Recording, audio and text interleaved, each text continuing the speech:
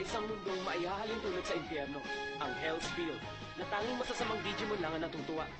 Dito, nagsimula ang makapigil-hiningang labanan sa pagitan naming dalawa ni Yu, upang gisingin siya sa maling paniniwala na isa lamang laro ang mga nagaganap. Sinakripisyo ni Kiriha ang kanyang kaligtasan upang makapagpatuloy ako. Sa ganitong paraan, namin napagtatagumpayan ang aming mga laban. Itataya namin ang aming buhay para sa aming mga kaibigan! Kaya ko na rin gawin ang Cross 5. Kung ganon, ito ang bago kong kapangyarihan na nabuo sa aming pagkakaibigan. Greymon! Male Bergramon! Digigross! Digigross! Metal Greymon! Dahil sa matibay naming samahan at pagkakaibigan, nagawa naming i-Digicross ang mga Digimon na hindi sa amin. Pinamunuan ko si Metal Greymon ni Kiriha, si Nene naman kay Shockmon Cross 5, at nalampasan namin ang mga opisyal ng kalaban sa formation na yon. Nagtagumpay ang aming lihim na pagsalakay at napasok ang kastilyo ni Yu. Subalit nakadambot siya ng espada at nagsimula siyang umatake. Yu! Hindi ako matatalo. Ayoko matalo. Ito na ang huling laban. Ang pinakamahusay na general ay ako! Si Taiki, laban kay Yu, ang paghaharap ng mga general!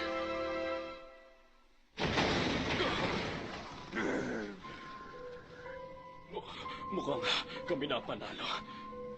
Tangkapin mo na ang pagkatalo. Magsisimula ng duelo ni na Panginoong Yu at Taiki. Hindi magdadalawang isip si Yu na tapusin siya. Pero sa palagi mo, anong gagawin ni Taiki? Tama na! Itigil mo na ito, Yu!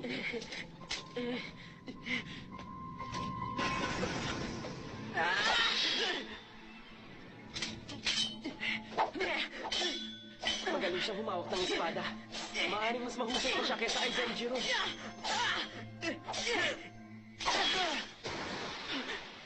Anong klase kang general?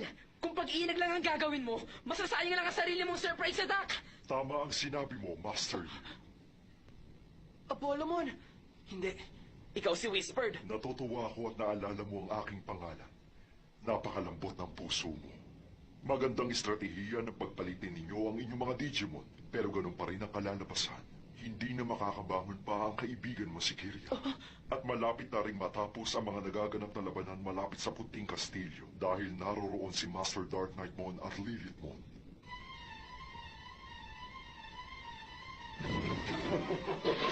Hindi ako pwedeng matalo para sa kapakanan ni Taiki! Okay ka na ba? Meron Oo. Magpakatatag at magtiwala kay na Taiki. Yun na lamang ang tanging magagawa natin ngayon. Oo, alam ko. Akala ko noon, isa kang tahimik at mahiyain. Pero madaldal ka rin pala tulad namin. Anong ginagawa nila? Nagbubulungan pa. Nakakairita na. Merdang sa Selos! Sa palagi ko, wala magtatagal na kasindahan si Master Lilithmon. Ano? Makabubuti kung tatahimik na lang kayo. Humanda sila. Kinalit nila ako ng gusto. Sa pagkakataong ito, sasabog niyo talaga ako. Hindi ka ba nakaka-boyfriend? Hindi maganda to. Naitutulak nila ang depensa namin. Shoutmon! Mga kasama! Ito na ang katapusan, Nene. Malinaw na sa atin ang tagumpay. Hindi mo kailangang madaliin ang pagtapos sa kanya, Panginoong Yu. Tutulong ako ron. Si Setmon!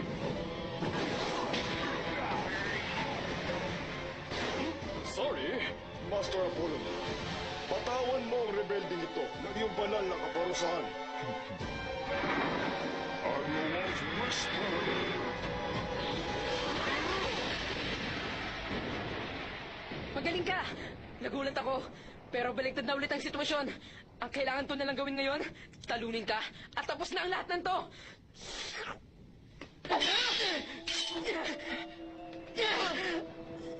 Taiki! Hindi. Hindi yung magagawa ni Taiki.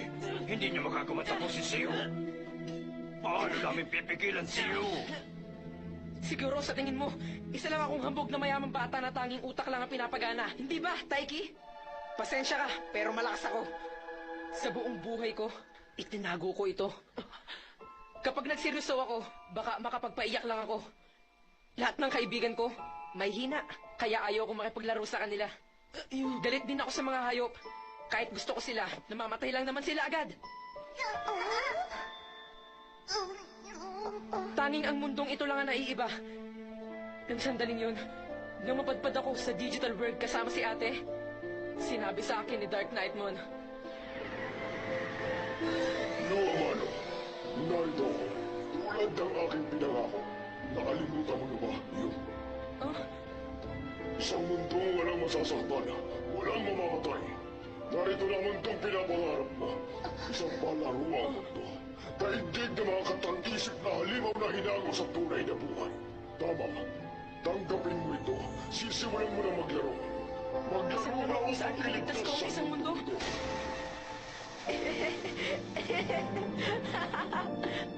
Kung ganon, ang crossloader na hawak ni Nene ngayon ay sa'yo! Wala namang namamatay sa mundong ito. Hindi masasaktan ng mga kaibigan ko naglalaro rito. Kaya pwedeng gawin ng kahit ano. Hindi totoo ang mundong ito. Pwede nating ihambing sa isang virtual game. Matagal kong hinintay ang mundong tulad nito. Dahil ito, kailanman hindi ako masasaktan. Kung ganon, si Yu, isa pa rin siyang mabait na bata. Dahil sa kabutihan niya, lahat ng kinimkim niyang sama ng loob, dito niya inilalabas sa digital world. Kaya nagagawa niyang ngumiti kahit na nakakapanakit na siya. Tulad nung binihag niya si Nene at subukan nitong burahin. Ikaw ang kailangan ni Taiki. Lumabang ka, Taiki. Linawin ang maling paniniwala ni pati na rin ang iyong mga pagdududa. Naiintindihan ko na. Kung ganun, yun ang ibig sabihin ni Kiriha.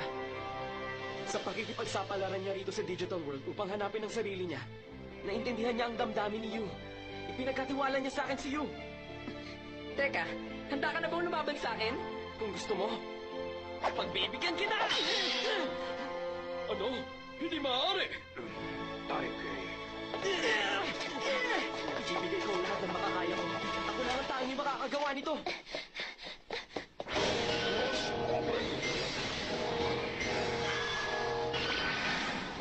Skull Knightmon!